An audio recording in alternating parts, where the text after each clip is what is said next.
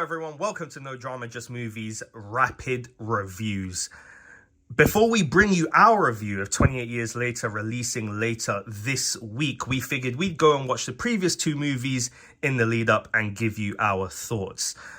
As someone who had never seen 28 Days Later, I had built up this idea of the movie being a cult horror zombie classic that was going to hopefully deeply affect me in the way, for example, the Last of Us video game series did, in that, although in a different medium.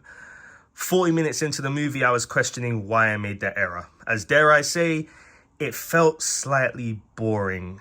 It had tropes we've seen before, the zombies didn't exactly feel terrifying at first, and I didn't find the characters too interesting at first either.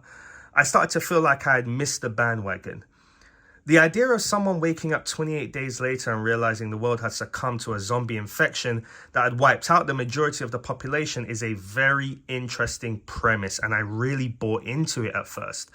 Combine that with the weird feeling of seeing my very own hometown in London with its streets bare was a cool sight to see alongside Danny Boyle's cool visual style.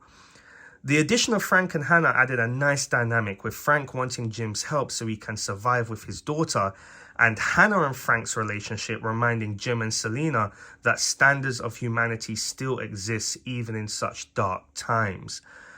Where the movie really picks up for me is once Jim and the crew arrive at the blockade in Manchester. Here you really get an idea of how people are adapting to this new world, and there are teasers to then a full-blown reveal of who they either have to become or choose to become in order to survive in this new world only 28 days in. The reveal that the major plans to force and, quite frankly, rape Selena and Hannah into breeding the new generation, whilst Jim is then forced to become their new protector and kill again, is a beautiful shift, while Jim also being the one to discover that there is still hope. The world isn't totally fucked. Overall, this movie got there in the end for me. I was sold, and I'm even more sold now to find out if and when Jim will appear in the new trilogy and how that may look like. But until then, we'll just have to wait and see. Once again, we are No Drama Just Movies. I'll see you down the road.